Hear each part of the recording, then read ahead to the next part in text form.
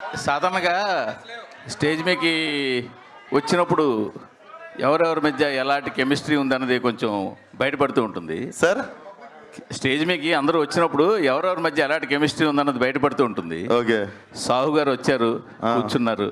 Director గారు వచ్చారు, కనీసం ఈయన పలకరించలా, ఈయన ఆయన పలకరించలా. పైగా చెప్పేది అంటే సాహు గారు ఏమో ఆయన పక్కన ఉన్న ఆయన పలకరించారు, డైరెక్టర్ గారు ఆయన పక్కన ఉన్నవాడు పలకరించారు. అంటే వీళ్ళిద్దరికి మధ్యలో ఏదో కలిసే కూర్చున్నాం సార్. అంటే మిమ్మల్ని పలకరించలేదని మీ బాధ ఉన్నట్టుంది. మీరు డైరెక్టర్ గారికి మధ్య ఏదో నడుస్తోంది, ఏంటది? ఏం నడుస్తుంది సార్ మీ ఇద్దరి మధ్యలో? ఏంటి, బడ్జెట్ ఏమైనా పెరిగిందా? ఏం లేదండి, లైలా సినిమా నడుస్తుంది మా ఇద్దరి మధ్య, అంతే. మీరు ఎంత కాదన్నా తెలిసిపోతుంది. సార్ 15 నిమిషాలుగా పైన కూర్చొని మాట్లాడుకుని నవ్వుకుని వచ్చాం సార్ కిందకి. అదేమి లేదు. సరే, ఎందుకు డైరెక్టర్ గారు సార్ లైలా సినిమా టార్గెట్ ఏంటి? Only to entertain people or something more? ఏంటి? Entertainment sir. డెఫినెట్లీ కడుపు పని నవ్విస్తుంది. సరే, ఆల్రెడీ రియాక్షన్స్ కనబడుతుంది. విశ్వక్ గారు ఇక్కడ. Hi Vishwak, hi. నేను సెన్సార్ అయింది కదా, హౌస్ ద రిపోర్ట్ ఏ వచ్చిందా యూబై అయినా? చెప్తాం అన్నీ ఒకరోజే చెప్తే ఎట్లా? అంటే ట్రైలర్ చూసాము, so how clean the comedy in the film will be? See, మీ అందరికి తెలుసు నేను నా జెండర్ ఏంది. నేను ఇప్పుడు ఈ వేషం వేసింది ఎంటర్టైన్ చేయడానికి. So when I'm acting like female, మీకు సడన్గా మాట్లాడిన ప్రతిదీ మీకు వెరైటీనే వినిపిస్తుంది. బట్ అంతే చూడు. సో మా ఇంటెన్షనే నేను ఇంత చేసి ఇంత వేషం వేసిందే మిమ్మల్ని నవ్వేయడానికి. సో నవ్వించే ప్రయత్నంలో రకరకాల సౌండ్లన్నీ వస్తాయి. సో మా టార్గెట్ అంతా యూత్ అంతా పిచ్చెక్కి పెట్టేట్టు ఎంజాయ్ చేసేయాలి అనే సినిమా తీద్దాం మనంతా. సో యూత్కి స్టఫ్ పవర్ ప్యాక్ చేసి ఉంచినాం. All the best. విశ్వక్ గారు ఇక్కడ.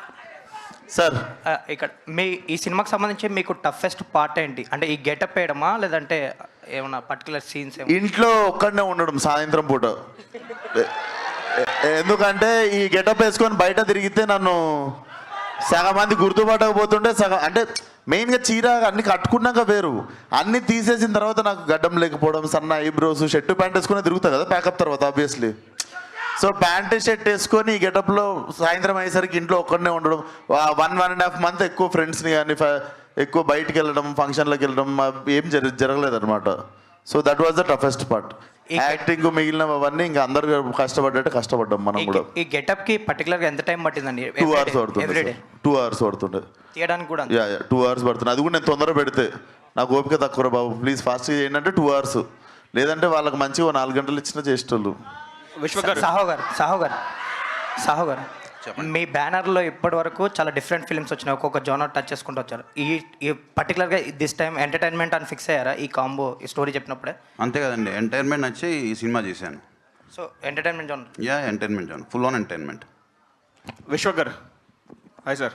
సార్ నమస్తే సార్, ట్రైలర్ చూస్తే కొద్దిగా అంటే ఎంటర్టైన్మెంట్ చేయడానికి ఫిక్స్ అయిపోయారు, ఎంటర్టైన్ చేయడానికి ఆడియన్స్ని, కానీ కొంచెం వల్గర్ డైలాగ్స్ ఎక్కువ ఉన్నాయి అనిపిస్తుంది కొద్దిగా చూస్తే.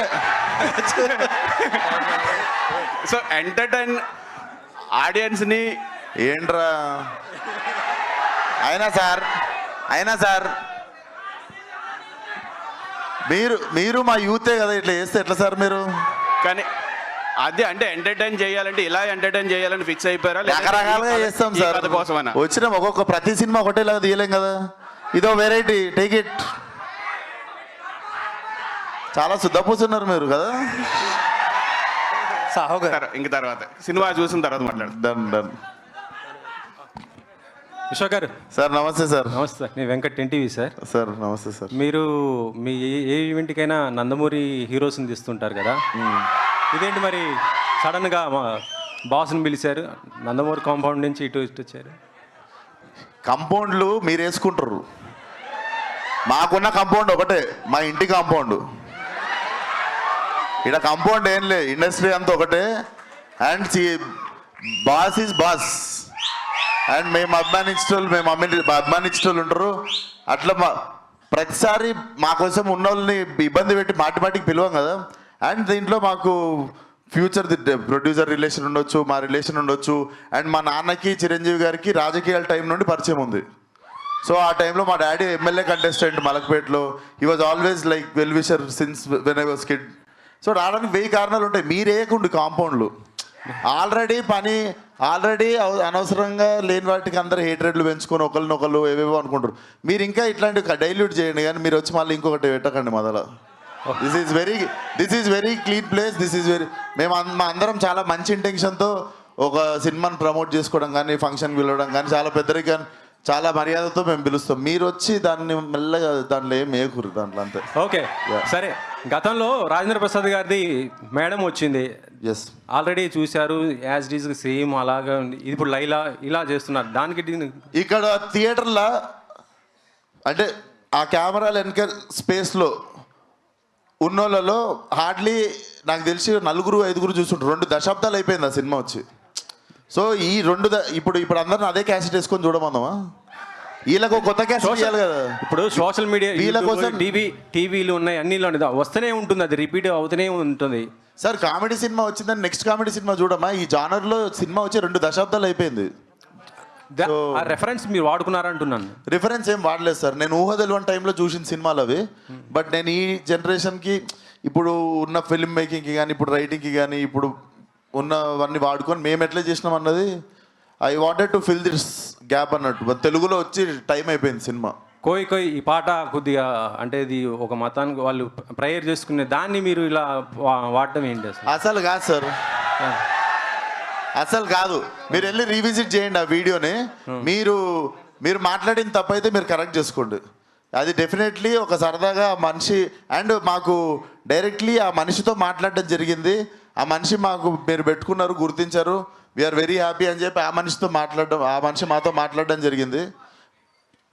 సెన్సిబుల్ టాపిక్స్ అస్సలు టచ్ చేసి మీరు అనవసరంగా వేరే రీజనల్ చేయకండి సార్.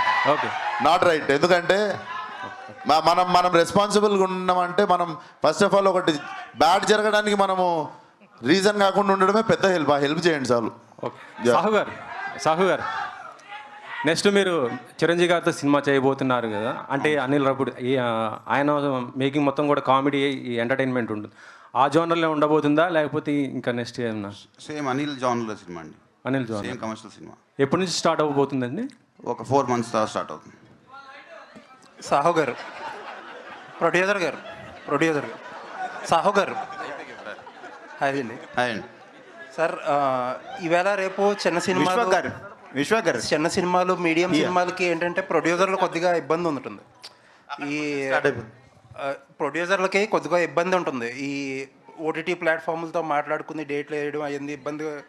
బట్ మీరేంటంటే ఆల్మోస్ట్ నాకు తెలిసి 6-7 నెలల నుంచే ఈ సినిమా February 14th అన్నారు. ఆల్రెడీ కొన్ని అనౌన్స్ చేసిన సినిమాలు కూడా ఆ లెక్కలో సెట్ అవ్వక పోస్ట్ పోన్ చేసుకున్నారు. బట్ మీరు మాత్రం చాలా కాన్ఫిడెంట్గా February 14th అని అన్నారు.